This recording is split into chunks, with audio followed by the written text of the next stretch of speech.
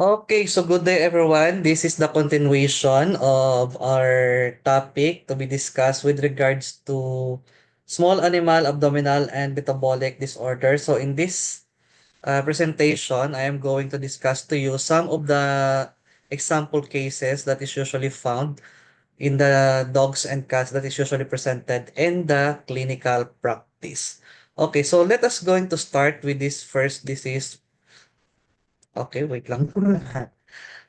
Yes, this one, the gastric dilatation and volvulus. This is a very common diseases in dogs, especially on large breeds. So the potential causes is multifactorial. So it can be due to the diet of the animal, the genetics, conformation, or it can be due to delayed gastric emptying. So when we say gastric emptying, baka nagka-create ng pendulous movement yung yung tiyan ng aso, especially for those large breed dogs, and then nag-roll over yung kanyang, tawag to? Yung kanyang tiyan, and then nagka-volvulus. So, epidemiology, it is very common, just like I said, in the large, deep-chested breeds. So, for example, the Great Dane, German Shepherd, Boxer, actually, mga Belgian is also predisposed based on my experience. Clinical manifestation, very common is distended abdomen, unproductive retching, tachycardia, and worst case scenario, baka ma-sense mo na lang yung aso mo, nagka-sudden death or nagka-shock, then most likely, isa sa possible cause nito is the GDV, especially if your dog is a large breed. And then, ang differential diagnosis dito sa GDV, it can be also to gastric torsion, splenic torsion, or what we call also as peritonitis. So, diagnostic, you can observe the GDV by having a double bubble sign in the radiographs like I presented here in the picture. And then it can also have a certain problem or abnormality, especially on the blood gas analysis if there is present in the clinic. For the prognosis, actually, it is a guarded type of disease, especially if ang aso nyo is hindi nyo na, if hindi nyo na agapan or left untreated. In terms of survivability, if in case early na intervene yung GDV, then most likely makakasurvive yung aso, especially if nagka-surgery or napa-surgery ninyo. But of course, please take note that surgical intervention for GDV is somewhat very invasive. So baka matreat yung GDV pero yung potential secondary bacterial infection yun yung potential complication at yung worst case scenario, baka pumutok yung tiyan during the procedure. Yes, it happens.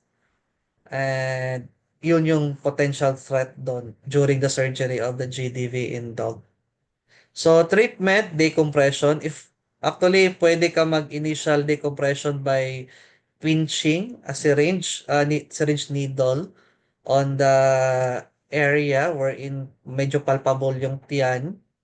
Pero of course, babalik at babalik din yun ng gas and then mas better na surgical intervention talaga.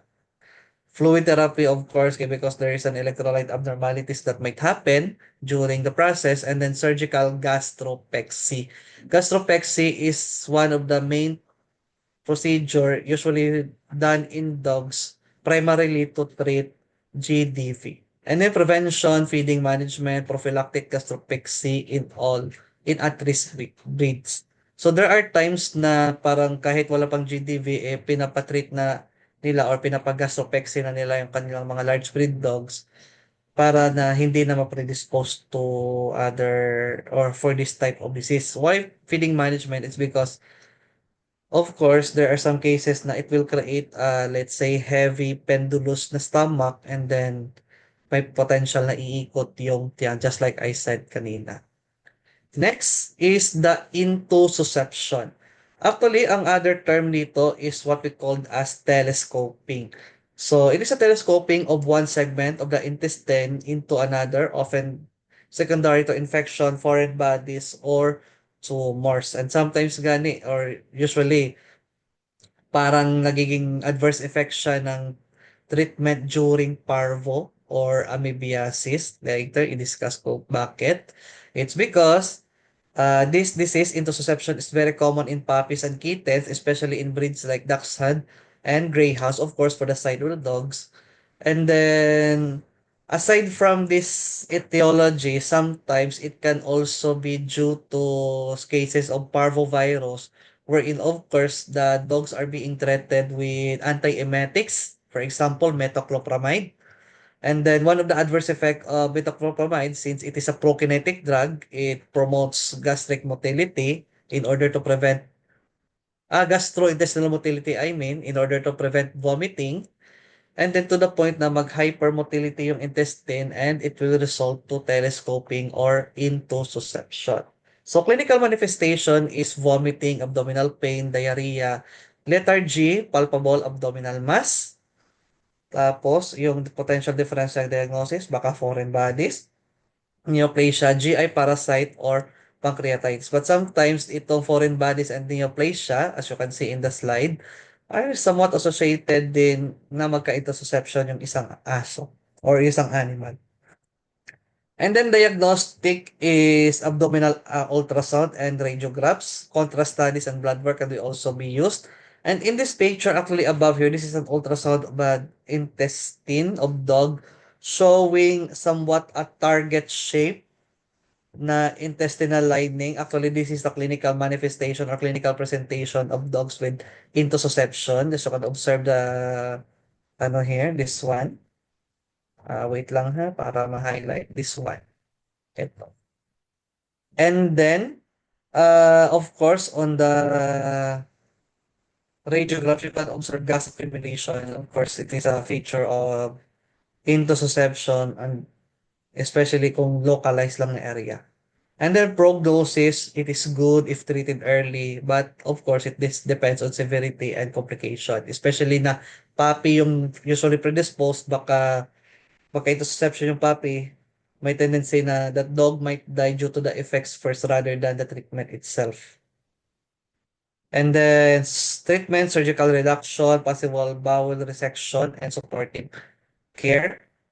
Okay. Actually, yung ano dito, yung problem dito with intussusception, if in case na left untreated, if in case di pa mamatay yung aso or pusa, baka it will result to potential necrosis of the affected intestinal lining. So, may tendency na baka magka-intestinal resection and anastomosis kayo if patay na yung affected intestinal lining. And then prevention, minimize underlying cause, and regular veterinary checkups would be the preferred option. Next is inflammatory bowel disease. It is present both in dogs and cats. And as of today, it is the main cause of that disease is still idiopathic or unknown, but there are some cases that it can be associated to immune-mediated reaction gut microbiota, and then very common siya sa middle age to older dogs, and these are the breeds that is predisposed. So one of the clinical manifestation or several clinical manifestation of inflammatory bowel disease or IBD, the chronic vomiting, of course, diarrhea, and weight loss. So, parang na-observe nyo na kahit anong treat namin sa aso or sa pusa namin, parang walang nangyayari. Tapos, if in case na pinapakain naman namin ng mga rami, pero ano pa rin, ang payat. Okay, so might as well consider inflammatory bowel disease. For the differential diagnosis, ano mga potential other disease that can be differentiated for IBD is neoplasia, might be a cancer or infections. So, for example, parasitic, bacterial, or viral. And then diagnostic, so very common here is histopathology. Of course, it is usually done after biopsy or patay na yung animal. What do you call this? Parang magbabiopsy na lang tayo muna. And then serum folate or cobalamin levels, because it is associated, it is found out that IBD is usually associated with serum folate or cobalamin deficiency. Yun po. Prognosis variable, depends on the response to immunosuppressive therapy. And then treatment. So, diet modification, corticosteroids, since it is known to be an immune-mediated reaction, or immunosuppressants if needed.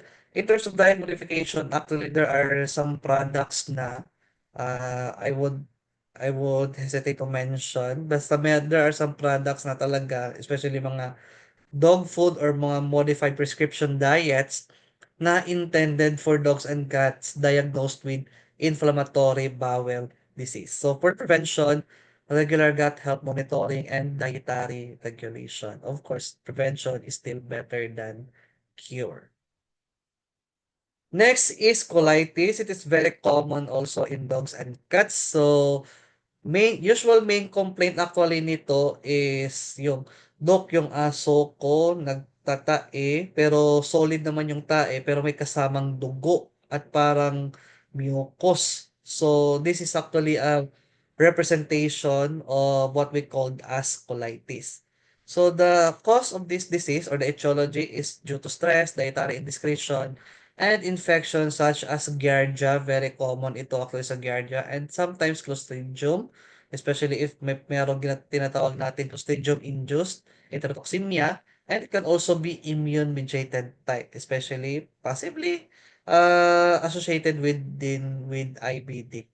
So common in middle-aged dogs and cats. And then clinical manifestation is, of course, chronic diarrhea with mucus or blood, just like I mentioned, and then straining to defecate. And upon prolonged actually na problem, parang maliit yung mga pupo na pinapalabas nila, and then mayroong kasamang dugo at mucus. So, just like I mentioned, IBD as part of DDX, differential diagnosis. And it has something to do also with parasitic infection, maybe not Giardia, but other parasites. Kasi ang dami naman potential cause. For example, coccidia, it was not mentioned here. And then dietary allergies. Yes, because there are some cases that allergies do not happen in the skin or kung saan yung usual na potential allergic response, but here in the large intestine, that is why it was called colitis, because it is an inflammation of the large intestine, specifically in the colon. So, yun. And then, diagnostic, fecal analysis or fecalysis, colonoscopy with biopsy if needed. And then, prognosis, good with appropriate treatment. And treatment is dietary modification. So, bigay ka ng probiotics also or have a special diet for that. And then, antimicrobials or corticosteroids if immune-mediated. And of course, anti-parasitic if there is a presence of parasite. So prevention here is regular deworming, stress reduction, and dietary control. By the way, I have presented here the differences between the small bowel and the large bowel diarrhea. Of course, the colitis belongs to the large bowel diarrhea, so it is expected to have a hematochezia, presence of fresh blood on the fecal matter. And then, of course, kung sa small bowel diarrhea naman, it is what we call as melena. Merong dugo pero cooked na, parang luto siya. Kung ano yung kung ano yung makikita niyo sa dinuguan, yun usually yung best description for melena. So, you are going to this one. Take note of this one because at least meron kayong knowledge on how to differentiate small bowel from large bowel diarrhea. Next is exocrine pancreatic insufficiency. Yes, this is also common in dogs and cats. The potential cause here is what we call as pancreatic acinar atrophy, chronic pancreatitis, or neoplasia, or there might be a potential tumor. So this is most likely somewhat na genetically predisposed or breed predisposed rather than infectious. So yes, non-infectious na type. And then very common in German Shepherd, just like what is presented here in the picture, rough collies, and also in cats. Clinical manifestation, please take notes, steatorrhea. Ang steatorrhea, it is a typical form of diarrhea with the presence of fats. Parang mataba-taba yung or parang masebo yung pupo ng aso or ng pusa. Why? Because it has something to do with the function of pancreas, wherein the pancreas together with the liver, especially the bile, is the one that is digesting the fats. that is usually na kinakain ng aso or pusa. Now, if there is an exocrine pancreatic insufficiency, the hormones that is usually involved in fat metabolism that is found in the pancreas will not be also present or might be deficient. That is why na parang masebo-sibo yung pupo niya. Chronic diarrhea and weight loss despite of normal appetite. Kasi nga, hindi masyado ma-digest yung pagkain. So, differential diagnosis, chronic enteropathy, IBD, and malabsorption syndrome. Next, so diagnostic here is pwede natin gamitin yung serum trypsin light immunoreactivity or fecal elastase na test. And then prognosis, good with lifelong enzyme supplementation. Actually, there are still diets also na ano tawag dito, dietary management that is intended for dogs with exocrine pancreatic insufficiency because siyempre it is ano tawag dito, parang breed predisposed na disease. Hindi siya madali i-prevent or hindi siya madali i-treat. So, mas better na yung diet na lang mismo niya i-modify. And then vitamin B12 injections, of course, in order to promote metabolism kahit papaano. And then genetic screening for in predisposed breeds. This is the very common here. Okay, next is the hepatic lipidosis or feline fatty liver syndromes in cats. Actually, it still occur in dogs, but it is very common in cats rather than in dogs. That is why I am highlighting the cats. So, the cause of this is prolonged anorexia. Okay. And then, what do you call this? Leading to hepatic fat accumulation. Tapos, ang epidemiology nito, it is very common in obese cats subjected to stress or illness. So, very common in Persian and Maine Coon. Clinical manifestation, icterus or pagka-yellowish ng kanyang balat. And then, vomiting, hepatomegaly, and lethargy. And yes, since fatty liver siya, it has something to do also with being obese, just like this one in the picture. So, differential diagnosis, cholangitis or inflammation of the bile duct, hepatic neoplasia, and portosystemic shunt. So, diagnostics or diagnostic procedure, you're going to do liver biopsy, ultrasound, and then in clinical pathology, you might be presented with increased ALT, AST, ALP, which the three are both associated with liver injury. Next is the prognosis. It is still good if aggressive nutritional support is provided early because fatty liver is treatable. However, if in case too late na, depende na lang po yan sa pusa if magre-response sa treatment or hindi.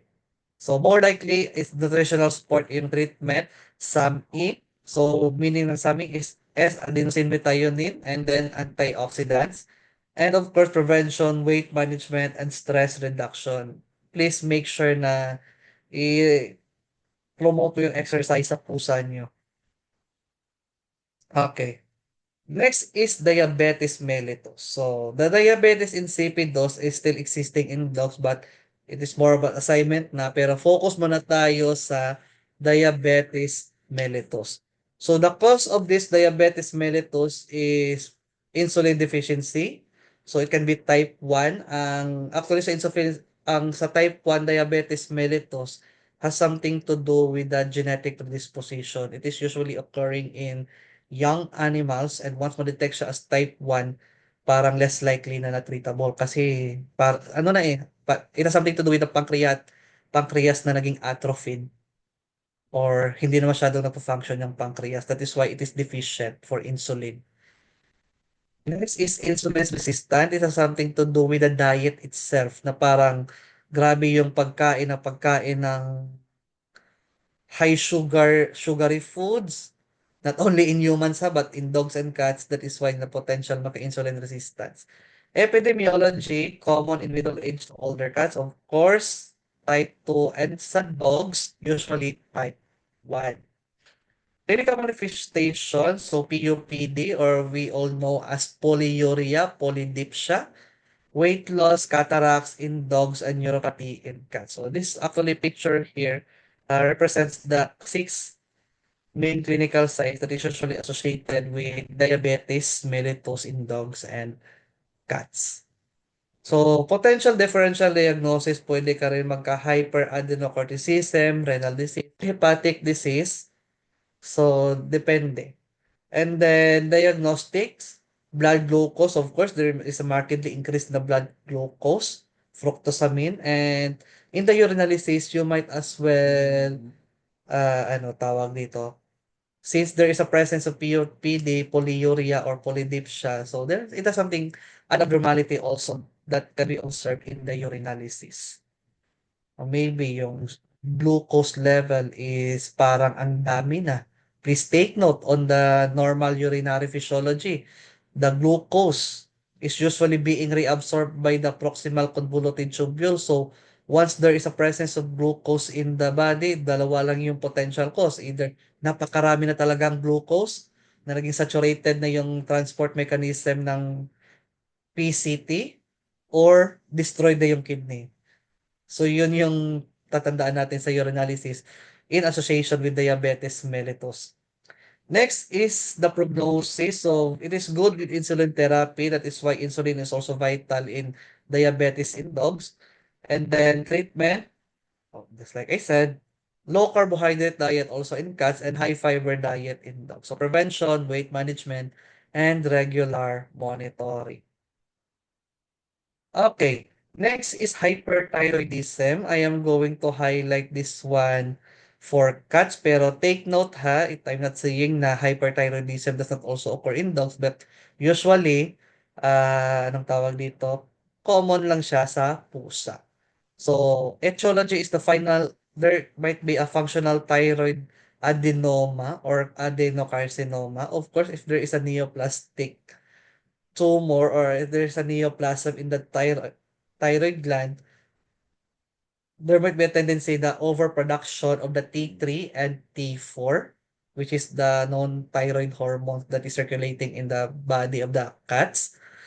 And then, yes, very common siya sa older cats. Clinical manifestation can be weight loss, polyphagia, kain lang ng kain, hyperactivity, and tachycardia. Why? It is because the thyroid hormone, di ba, is known to be a hormone that is primarily intended for promoting metabolism in animals. So, if there is an increased production of thyroid hormone, mabilis talaga yung metabolism ng animal. In this case, pusa. So, diagnostics, differential muna tayo, sorry. So, diabetes mellitus can be a potential DDX and chronic kidney disease. Siyempre, kung there is a injury in the kidney, expected naman na papayat at papayat yung pusa. So, diagnostic, dapat there's a markedly increase in the total T4 and free T4. And also thyroid scintigraphy. Yes, there's a specific diagnostic procedure to assess for thyroid gland itself. And then prognosis, if the treatment is early, then it is still good. And prognosis, treatment is methimazole. It is one of the treatment or the drug that is used to treat hyperthyroidism. And then radioactive iodine therapy and thyroidectomy. So prevention, routine screening in older cats. So in this picture actually presents the typical clinical signs presented in cats with hyperthyroidism. So please print it na lang. Next is hypothyroidism. On this one, I am also highlighting in dogs, but I'm not saying that it is absent in cats. Ha? So, dogs lang tayo kasi dito yung common eh. So, etiology is, it can be idiopathic thyroid atrophy or autoimmune thyroiditis or also known in human med as Hashimoto's disease. Actually, lumabas yun sa board exam ha. Yung Hashimoto's disease is usually the term for autoimmune thyroiditis.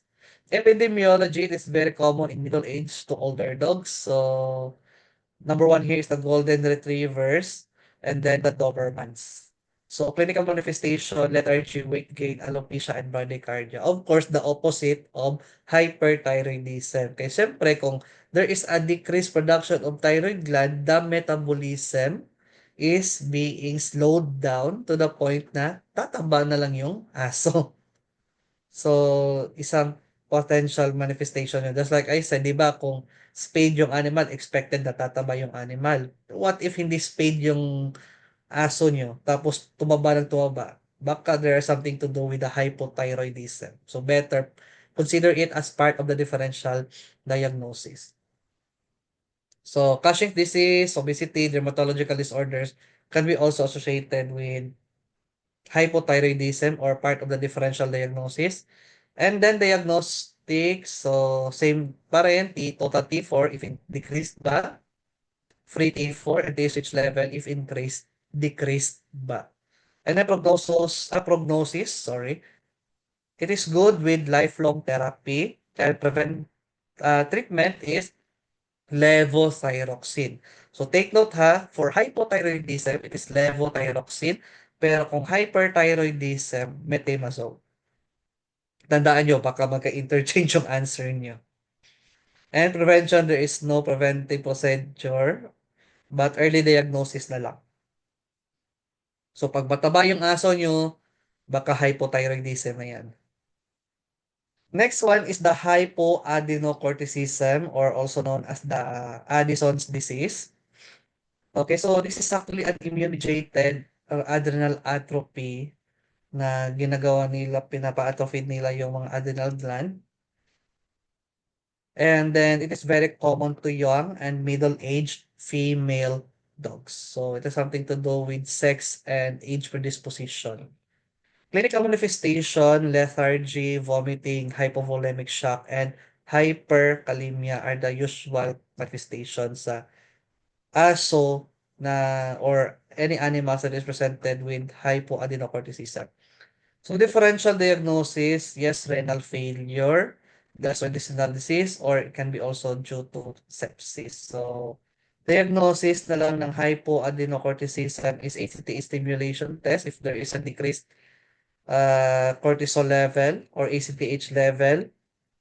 And then the prognosis, it is good with lifelong therapy. And the treatment, so fludrocortisone, prednisone, and DOCP, or also known as, dito sa picture, I'm not promoting this drug. I'm just stating the example of what is the meaning of DOCP. So, parang taas-taas. Desoxycorticosterone equivalent injectable. So, kayo na lang magbasa nito. And then genetic screening in predisposed breeds are also, ano tawag dito, dapat part din ng procedure. So these are the animals that are greatly predisposed to hypoadenocorticism. Okay. If there is a hypo, there is also a adrenocorticism or also known as the Cushing's disease. So, if this is a hypoproduction on the Addison sa Cushing disease, overproduction naman ito. So, most likely due to adrenal tumors. Very common in middle-aged to older dogs, and there is also a breed predisposition just like in poodles, dachshund, and on the beagles. So, clinical manifestation, same din, PUPD or polyuria polydipsia, increased appetite, panting, pot-bellied appearance, just like here in the picture. Tapos, hair loss and thin skin. It's because it has something to do also with the hair cycle na nagka-alter due to hyperandenocorticism. At isa pa actually na tandaan ninyo na potential skin problem for dogs with hyperandenocorticism is the presence of calcinosis cutis in the skin. Somewhat mga calcium flakes or calcium deposits in the skin. Isang clinical manifestation din yan for hyperandenocorticism. So for the differential diagnosis, diabetes mellitus, hypothyroidism, liver disease, obesity, can also be part of the DDX. And then for the diagnostic, same thing, ACTH simulation test, low-dose dexamethasone suppression test, abdominal ultrasound, and urine cortisol creatinine ratio. So I guess I would not be discussing this one in detail na because it is already present in your clinical pathology. Prognosis, so it is very good as long as the animal is being treated though lifelong management may be needed. So if your dogs or cats is diagnosed with hyperadenocorticism, then mas better na meron siyang maintenance. Ano ba yung maintenance? Trilostane, mitotane, or kung ano na lang, try na lang natin ang adrenalectomy for if in case ha, yung cause is adrenal tumor. So, tanggalin yung tumor. And then prevention, no specific prevention, but early detection lang. Okay, so I guess that would be all. If you have any question, don't hesitate to put your questions on the chat box in this channel. And also for other diseases, then kayo na lang po magbasa. And then if you like this video, so please also follow me or subscribe sa aking channel. And then let's see you in on my other topics. Thank you so much and have a nice day.